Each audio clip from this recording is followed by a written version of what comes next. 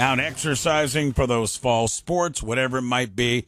Take extra caution and stay hydrated. Well, let's talk some sports medicine right now and bring in Dr. Joe Congini, Sports Medicine Center, Akron Children's Hospital. And Joe, as I mentioned, really high heat, staying hydrated. I know a lot of the football, cross country, soccer teams all getting ready to go with their youth sports. Real important to stay hydrated in days like we have.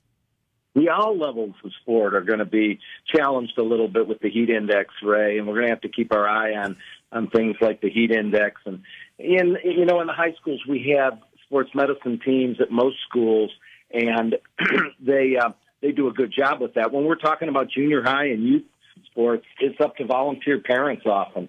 So everybody's going to have to keep an eye on that. But, this is really kind of the beginning of the sport year for us in school and grade school and even youth sports as we get into July and August. And typically, so I've mentioned before that we do kind of a training camp for our medical teams in July.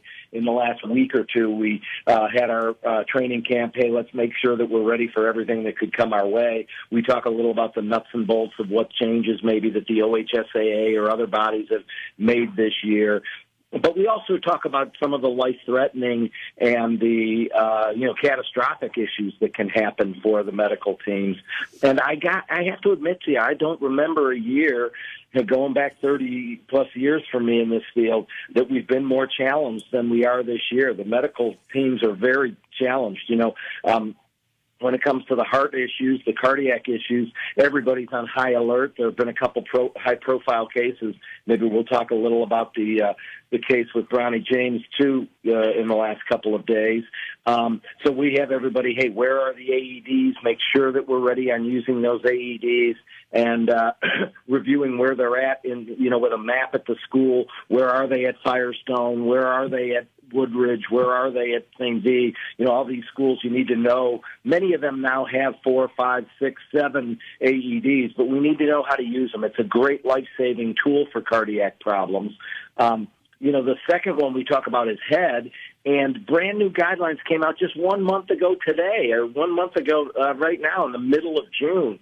And so our medical teams, both in the sport medicine office and outside, are trying to deal with some of these new guidelines. And since we hadn't had guidelines in a long time, changes, there were some pretty significant changes, and some of them are changes that really have prolonged the evaluation. I mean, an evaluation that used to be a 10 or 15-minute evaluation, Ray, is now upwards of 25 to 30 minutes to complete the whole evaluation. Of course, as we learn through the years, there's more things that we want to check, and so the head injury guidelines changed this year. And then when it comes to heat, like you said, we're going to be in some real big heat this year. We insisted with the OHSAA on acclimatization days and making sure that all of our teams, before they get into the end of this week where they can start putting the equipment on, that they had the days of getting used to the heat beforehand, before they put the equipment on. So they all should be acclimatized to the heat, but that doesn't mean we're not going to get into trouble with some of the heat index readings that you're talking about later in the week. So everybody's ready with their cooling pools and their tacos, they call them, where they can cool these athletes quickly even before a medical team would get there. As we go through, we'll get some heat cramps and we'll get some heat exhaustion, but the one we worry about is where the body kind of short circuits, heat stroke, and that's life-threatening, and we only have a certain amount of time after heat stroke to get these kids' temperatures down. So we talked about all those issues, and in the meantime, for the first time ever, teams had been preparing and practicing in June and July. We've had practices. So it used to be a pretty clean start at the end of July and August, and now teams have been practicing for a long time. So I don't know if our medical teams have ever been quite as challenged as we are going into this upcoming season of 2023-24, Ray. Joe, you mentioned the Bronny James situation, and certainly right in with sports medicine, a lot of question marks, a lot of things we don't know about this situation, but what we do know, he's 18 years old, basketball practice and cardiac arrest. As a sports medicine doctor, asking you to go down the road and maybe look at a situation, and do we see a lot of cardiac arrest situations in 18-year-olds? No, it's not very common, Ray. And of course, this one has a local flavor to it as we watched LeBron grow up and Bronny grow up. And Bronny grew up a lot of his growing years here in Akron, Ohio. So, of course, our thoughts and prayers are with the family, and we're all really hoping for a good outcome. Of course, right now there's no word on what caused the cardiac arrest, but the cardiac arrest means the heart stopped. And so when the heart stops, these kids collapse. They go down like a shot, and they're out of it, and they have no pulse. And we have about 5 minutes to get that heart started again. If that heart doesn't get started in 5 or 8 minutes, we're going to start getting into to failure of other organ systems in the body, like the brain and the heart and others. And so time is absolutely of the essence to get the medical team there, get the equipment there, the AEDs and things. And so we talked about that, and we talked about trying to prepare for that.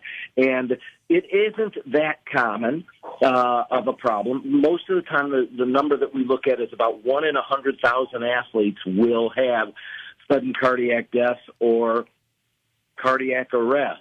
But when there's 30 million athletes playing, over 30 million athletes playing sports in this country, there are several cases, many cases every single year that go by where we have cardiac arrest. We had a couple of high-profile ones where people saw the heart stop for Damar Hamlin, and now we know with a local kid with Bronny, that is a very scary event. I'm told he's stable now, and so that's great with the medical team. But we have to be ready for those things. And probably the tool that has us most ready for that is the AED. So that's kind of part of where we start. But the other side of the coin, Ray, that everybody asks us about, of course, is, hey, what causes this?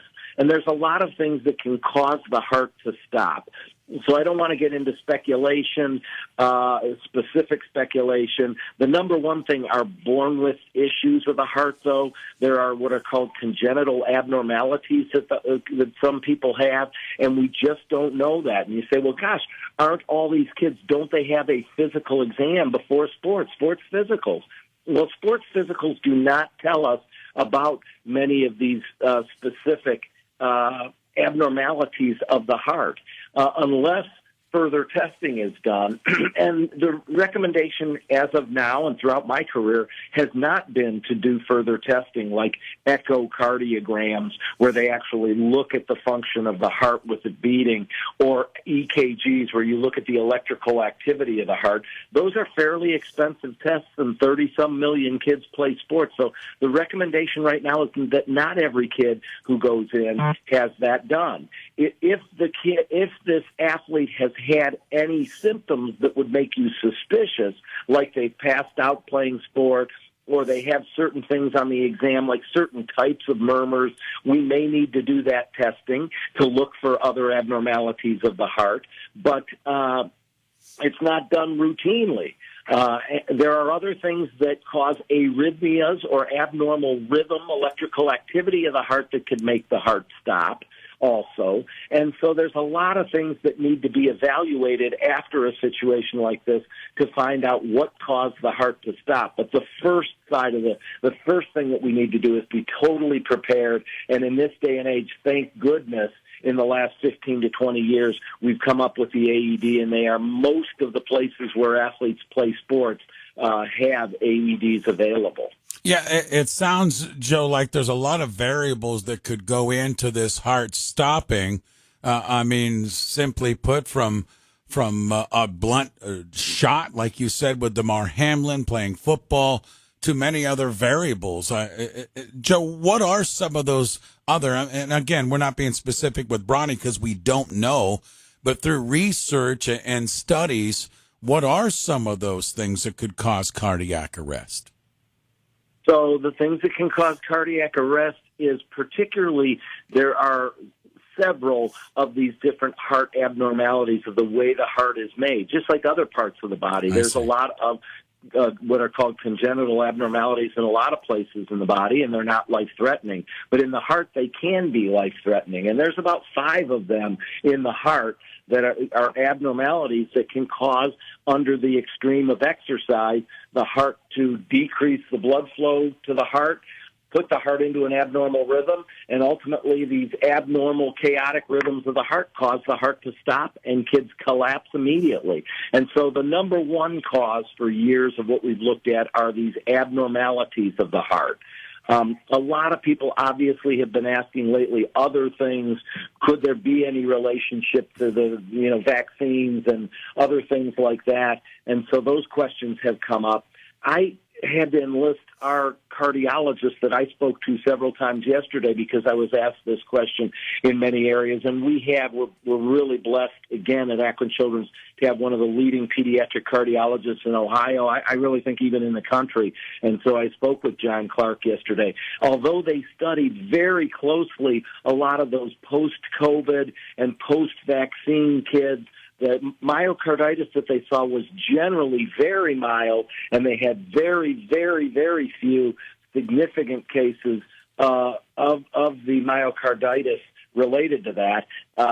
But certainly, when you're talking about numbers like 1 in 100,000, you're talking about things that are very, very rare. And so all of those types of things will be studied, and some of that, will be coming out, and we need to look at that more in detail. A lot of people are also asking, are these numbers, because we've had these high-profile cases, are these numbers going up in the last 6 months? 3 years, have the numbers of kids gone up?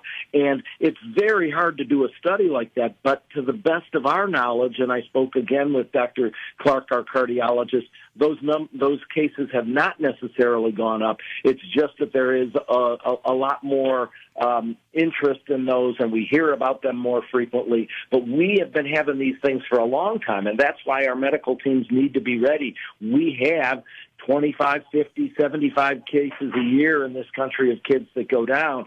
And thankfully, I remember back to the days we had no way to start their heart again except for, CPR. CPR, by the way, is the starting point. And I didn't mention that. Until the AED comes out, you need to start CPR. But CPR wasn't nearly as effective when the AED gets there. It's pretty close to 100% effective in restarting the heart in many of these conditions. So, there's a lot of speculation. There's a lot of different things, as I mentioned there, and that's being somewhat general. But we'll be watching this very carefully. We'll be watching the next few days and weeks very carefully as we deal with the heat illness, the air quality index. Everybody has a concern about that. Will we end up having to miss practices and games because of air quality issues? New head injury guidelines that we're looking at. There's a lot on the table right now, Ray, for our medical people, but they're not going to back down from it. Our medical teams really want to help kids as much as they possibly can,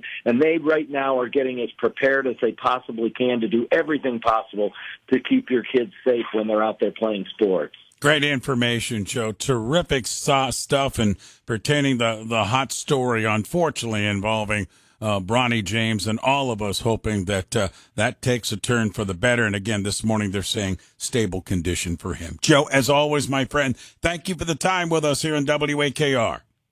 Thanks, Ray. Have a good week. You too. Dr. Joe Congini, Sports Medicine Center, Akron Children's Hospital with us.